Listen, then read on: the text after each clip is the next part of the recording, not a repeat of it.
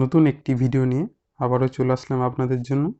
এই ভিডিওতে আপনাদের দেখাবো এই ডিসি টু ডিসি কনভার্টারটি একটি 50 ওয়াটের প্যানেল দিয়ে ডাইরেক্ট চালিয়ে।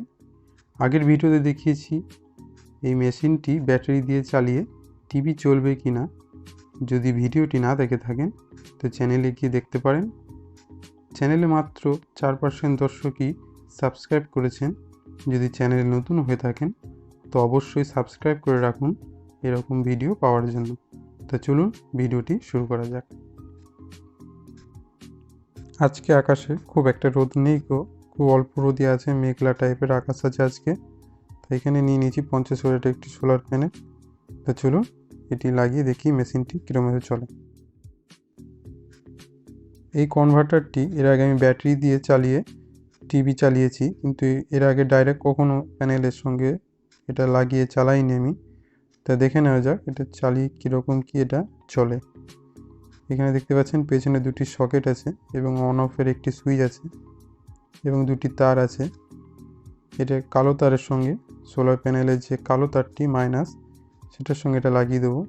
আপনারা যখন লাগাবেন এটা ঠিক করে দেখে লাগাবেন।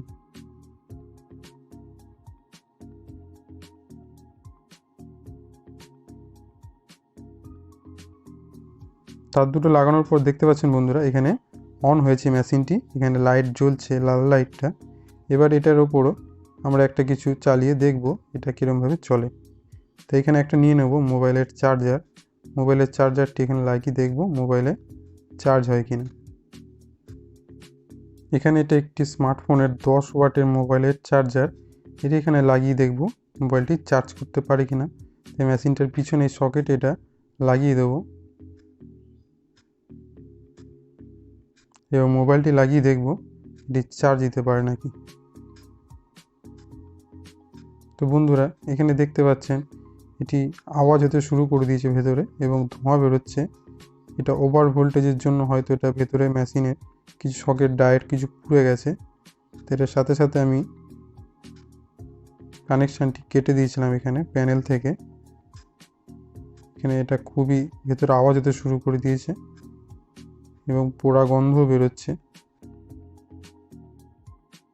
তো আমি আপনাদের বলবো বন্ধুরা এরকম কখনোই আপনারা এরকম কনভার্টার ডাইরেক্ট সোলার প্যানেলের সঙ্গে লাগাবেন না, কারণ সোলার প্যানেল থেকে আপনার 12 ভোল্টের বেশি আপনার ভোল্টেজ এখানে আসে, কারণ এই মেশিনগুলি চলে 12 ভোল্টে এবং সোলার প্যানেল থেকে 20 থেকে 22 ভোল্ট আপনাকে এখানে দেয়।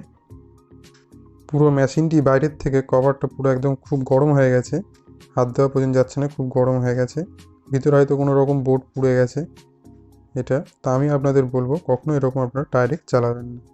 ভিডিওটি কেমন লেগেছে সেটা অবশ্যই কমেন্ট করে জানাবেন এবং একটি ভিডিওটি লাইক করে দেবেন। ধন্যবাদ।